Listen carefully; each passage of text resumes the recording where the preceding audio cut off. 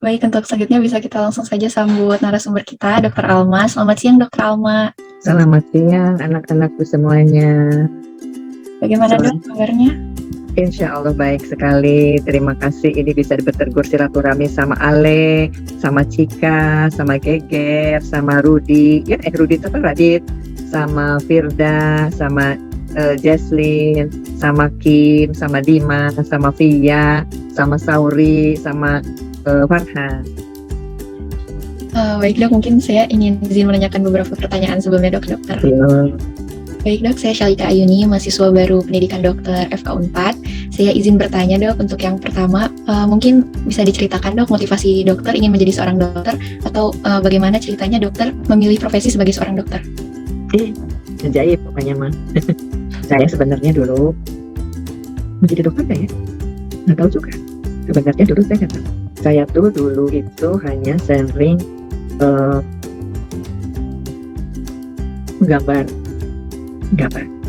Saya sering membuat, oh ini kayaknya nih, kalau ada lahan kayak gini, kayaknya bikin bangunan kayak gini bagus deh. Gitu, kayaknya cocoknya kayak arsitek gitu. Oh ini kayak gini bagusnya kayak seperti ini nih. Gitu. Dulu tuh seperti itu. Terus sampai akhirnya suatu saat kita tuh masih SMA, jadi masih rubah-rubah tuh, masih rubah mau jadi apa gitu. Sampai suatu saat mungkin sedikit SMA gitu ya, ketemu tuh emang dokter, satu dokter itu sekarang udah almarhum ya, dokternya itu yang menggugah sampai ini tuh kok jadi kita merasa tuh bagian keluarga kita. Dokternya tuh suka nanya, gimana? Bila nanya, gimana kamu sehat? Padahal yang sakit bukan aku gitu. Jadi kenapa gitu? Karena dulu itu saya itu tinggalnya sama nenek saya ya. Karena bapak saya tuh meninggal pada waktu saya kelas 2 SD. Gitu ya. Almarhum bapak saya meninggal kelas 2 SD, sehingga saya tinggallah dengan ibu saya. Saya tuh punya adiknya 4. Kebayangkan adiknya 4. Nah, sehingga yang berjuang mencari uang untuk menghidupi keluarga itu mama saya. Mama saya bekerjanya di Jakarta, kita tinggal di Bandung, sehingga kita tinggal dengan nenek. Suatu saat nenek itu sakit, sehingga kita pergilah ke satu orang dokter yang itulah mungkin yang merubah sudut pandang kita gitu. Bagaimana si dokter itu bisa menjadikan kita ini percaya diri. Jadi pada waktu itu si dokter itu tidak hanya berfungsi sebagai dokter yang ngobatin nenek, kebetulan nenek itu sakit ya. Saya suka nganter karena aku anak paling gede. Antar gitu. Coba dulu pakai mobil, pakai beca, naik beca ke dokternya aku nggak jauh gitu ya. Terus sudah gitu, si dokternya membesarkan hati karena dia tahu kita tinggal anak-anak kecil-kecil berlima, tinggal sama nenek sama kakek gitu ya. Jadi dia bilang, ibu mesti sembuh. Cucu ibu kan nanti ibu, kalau ibu sakit nanti siapa mereka yang ngurus. Kamu nak, katanya, kamu pun harus sehat ya nak, karena kalau kamu sakit nanti nenek itu bilangnya nggak nenek ibu, kita ngambil nenek itu ibu sama mama, sama nyonya mama gitu ya. Mungkin karena sehari-hari tinggal sama itu, ibu jangan sakit ya, kata anak-anak yang cucu-cucu masih kecil, emang masih kecil, kita tuh kan masih SD gitu ya, masih ingat terus dokternya tuh kita abadi sampai kita SMA tuh dokternya masih dokter itu aja, jadi dokter tuh tahu banget keluarga kita gitu. Ayo sekarang kamu udah gede ya, udah di SMA, jadi kamu harus take care gitu. Anda harus menjadi leader di situ, Anda harus belajar dan keputusan, Anda belajar melihat ke depan apa yang bakal terjadi, Anda mesti sensitif. Jadi saya tuh pikir ini dokter kok nggak hanya ngobatin sakitnya aja ya, tapi dia tuh juga ngasih apa ya ke saya tuh sugesti gitu, bahwa saya tuh juga harus gitu deh anak-anakku gitu ya. Jadi itulah, jadi saya tuh ternyata akhirnya iya ya, kayaknya saya kalau jadi beliau ini suatu saat pun saya bisa membuat yang lain pun juga be happy, tahu bagaimana caranya kita harus hidup, bagaimana kita harus fight gitu ya, gimana kita harus ini. Iya, jadi itulah mungkin yang membuat seorang dokter yang bisa merubah pandang seorang anak SMA pada saat itu. SMA tuh nggak kayak sekarang, SMA dulu mah mau culun-culun gitu ya, culun-culun gitu ya. Udah, jadi kita tuh oh iya ya, oh ternyata ada kehidupan di depan. Oh iya ya, udah SMA tuh bahan mahasiswa. Oh iya ya, kita tuh kayaknya udah belajar mandiri ya gitu. Sampai akhirnya si dokter itu saya bilang, udah kamu mesti pintar, kamu mesti jadi dokter, ayo kamu bisa jadi dokter gitu. Jadi si dokter yang ngarahin saya tuh, jadi kayak anaknya dokter aku tuh merasa gitu. Dan aku juga suka curhat sama dokter kalau nganterin gitu kan, dok ini gimana, kamu bisa, kamu lakukan ini, kamu mesti lihat ke depan. Jadi oh iya ya, jadi ada sesuatu dari dokter tersebut yang membuat saya jadi oke, insya Allah mudah-mudahan saya bisa menjadi dokter. Sedih banget ceritanya ya, sebuah perjuangan itu sayangku yang asalnya pengen jadi arsitek, yang asalnya jadi macam-macam gitu ya, jadi akhirnya menjadi seorang dokter. Baik dok, izin memperkenalkan diri, nama saya Kimberly, saya mahasiswa baru dari Fakultas Kedokteran Universitas Pajajaran. Izin bertanya dok, Jadi ketika itu kami mencari tahu tentang Dokter Alma sempat menjadi kepala dinas kesehatan ya. Ya. Kami ingin tahu apa suka duka menjadi kepala dinas kesehatan, Dok. Masih sebelum. Tanya itu adalah sesuatu mas sayang. Suka dukanya macam-macam. Tergantung tadi, tapi untungnya mungkin karena pengalaman, karena juga tadi batin kita pun jadi sudah tergembleng bahwa oh iya ya, pasti ada orang yang memerlukan aku. Aku tuh namanya bersyukur ketemu dengan dokter yang masih inspirasi banget gitu ya. Jadi berguna buat orang gitu. Jadi dokter kan bilang berguna buat orang lain gitu. Dan kamu akan merasakan kebahagiaan manakala kamu bisa membahagiakan orang lain. Dokter tuh almarhum, saya masih ingat banget. Dia akhirnya tuh udah kepala dinas, wah itu macam-macam tuh. Kalau jadi kepala dinas kabupaten kota, seninya beda, permasalahannya beda, cara ngedaginnya beda. Demikian juga dengan yang provinsi ya, cara mendekatinnya juga beda, permasalahannya juga beda, fisiknya kita melihatnya juga dengan politik yang bermacam-macam juga beda. Jadi memang itu perlu nih untuk mengalaminya. Tapi ya udah kita sadarin aja, kita anggap itu atau buat saya saat itu ini adalah jangan-jangan jihad saya gitu ya.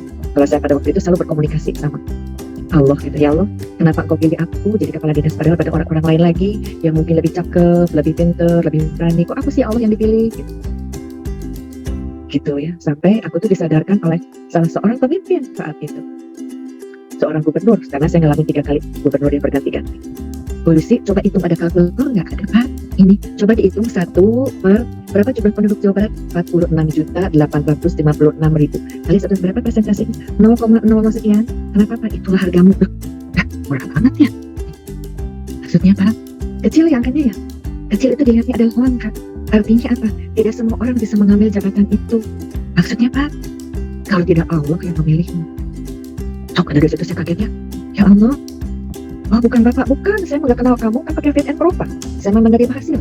Jadi ternyata kamu, jadi kamu terpilih atas proses itu nggak akan mungkin berjalan kalau tidak ada Allah yang membukakan pintu. Wah dari situ saya langsung, ya Allah ya Rabbi, berarti saya ini dipilih olehmu ya Allah. Kalau saya menyepelekan pekerjaan ini, kalau saya mengambil enteng pekerjaan ini, apakah engkau akan kecewa ya Allah? Komunikasi sama batin kita. Saya nggak mau menyekelekanmu ya Allah, tapi bantu saya ya Allah untuk saya siap menjadi seorang kepala yang mungkin, karena ada ayatnya kan ya di situ ya. Ya mohon maaf buat bacaan kami. Jadilah seorang pemimpin yang adil, jadilah seorang pemimpin yang tidak menzolimi. Ya Allah, baca itu surat saya sampai meriang. Gimana caranya ya Allah? Saya ini manusia biasa yang mungkin menurut penilaian saya ini mah adil, untuk penilaian saya ini mah tidak menzolimi, tapi kesemuanya hanya milikmu. Gitu. Ya saya kan harus cerita supaya Anda tuh ngasih dapat gambaran. Oh kalau saya menjadi seorang pemimpin, saya harus menguasai ini, harus menguasai ini, harus menguasai itu. Gitu ya. Sama nih, pohon sombong sedikit ya. Saya nih sekarang tuh kan kalau dilihat dari belakang gelar saya ada MS, ada manajemen kesehatan. Itu ada sejarahnya. Karena saat itu saya berkutik di klinis, ya klinis. Jadi di daerah saya itu ada di klinis. Tapi begitu saya menjadi kepala dinas, saya tuh mesti ngerti. Kepala dinas tuh nggak bisa dengan ilmu kesehatan aja. Kita mesti ngerti pasti rekan kita kerja. Oh ada bidang BKKBN, ada pendidikan, ada PUPR, ada perairan, ada pertanian, ada lingkungan, ada perizinan. Kalau nggak ngerti semuanya itu pun kita nggak akan bisa melangkah kesehatan. Sekolahlah saya menjadi MSI. Apalagi saat itu ada desentralisasi kan. Belajar biar ngerti. Oh ternyata kesehatan tuh nggak bisa berdiri sendiri. Ada dalam sebuah sistem yang bisa bersehubungan dengan yang lainnya. Nah oke, kalau gitu saya mesti paham. Baik dok, terima kasih banyak dokter atas jawabannya. Sama-sama. Selanjutnya saya Alena Tika, izin bertanya dok. Dok, kami sudah melakukan beberapa research itu dok. Kalau dokter ini pernah mendapatkan penghargaan Satya Lancana Karya Satya ya dok. Kalau boleh diceritakan ini penghargaannya tuh seperti apa dan bagaimana ceritanya dokter bisa mendapatkan penghargaan ini? Waduh, ya cerita mah kayak gitulah, ceritanya mana tuh ya. Jadi yang melihat tuh ternyata tidak kita, orang yang melihat dengan mungkin beberapa capaian kerjaan kinerja kita, mungkin itu saja. Sehingga dia juga kan punya kriteria tuh kan, banyak kriteria. Oh ini harus gini gitu. Itu intinya pasti ada penilaian lah, penilaian untuk mencapai ke situ. Radit. Ini dok, saya ingin bertanya dari dokter sendiri, apa saran atau apa yang diharapkan dari dokter, atau mungkin ada ujangan dari dokter Alma untuk dokter-dokter baru di masa depan, terutama untuk kami yang mahasiswa. Justru itu kenapa tadi cerita banyak panjang lebar, karena banyak harapan yang saya taruh di punggung anak-anakku semuanya. Masa depan itu nanti dokter itu tidak akan seperti dokter saat ini. Saat itu kita sudah dibuka pintu lebar-lebar sehingga orang luar pun bisa masuk memberikan pelayanan kepada kita, termasuk para dokter. Gitu. Paham ya?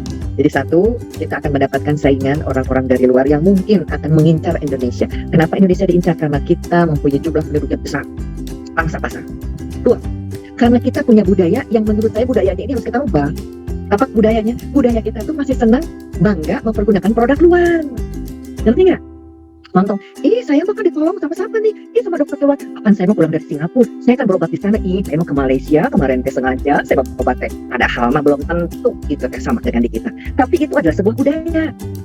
Nah, jadi yang ketiga, ke depan itu teknologi itu udah maju. Teknologi itu nggak seperti zaman saya sekarang. Kita nih zaman saya sekarang mau dengerin detik jantung bayi atau itu kita masih di rumah, saya masih pakai mono gini aja. Hanya tuh sama mamahnya Radit, masih pakai yang gini nih di atas perut bayi nih. Sekarang udah pakai Dapton, mungkin ke depan sekarang udah pakai USG yang dimensi. Ke depan lagi mungkin kita sekarang udah pakai alat yang sudah ditempelin di perut, sudah bisa melihat dan macam-macam. Jadi ke depan tuh kuasailah teknologi. Jadi walaupun sekarang Anda dokter, Anda harus paham dengan teknologi. Kenapa tahu harus paham teknologi? Makanya saya bilang tadi, kita bisa menjadi dokter yang insinyur, kita menjadi dokter yang radiologi, kita bisa dokter yang ahli dengan alat-alat kesehatan. Dokter itu sebenarnya. Kenapa kita sekarang mesti dijajah sama orang? Bu, nih ya nanti kalau mau pakai kateter, pakailah kateternya ini. Yang tahu kan kita sebenarnya dokter. Kita makanya sekarang mesti apa dengan teknologi? Ke depan itu sekarang untuk radiologi itu udah macam-macam ya. Luas banget. Kandungan pun udah luas banget gitu kan ya. Termasuk juga sekarang mau jiwa maupun tapi semuanya berbasisnya pada teknologi. Makanya sekarang adik-adik sekarang kalau punya waktu luang les komputer. Terserahlah mau komputer apapun, tapi nanti digitalisasi itu akan ada di depan mata kita. Tuh ya. Jadi pesan saya buat adik-adik itu adalah satu, yakinkan kita bisa bersaing dengan dokter-dokter luar. Kalau bersaing dengan dokter luar, bahasanya apa? Inggris. Jadi pesan saya mulai saat ini, kalau punya waktu minimal setengah jam sehari, cari yang namanya kursus Inggris. Kajen teing mayar, kajen teing dari apa, pokoknya nama kudu Inggris. Yang kedua, kuasai teknologi. Gitu. Karena kita ke depan udah beda, nggak kayak sekarang. Nggak kayak sekarang, sayangku. Itu sekarang kan udah ada tuh, halo dokter, halo dok, gitu kan teknologi, ya kan?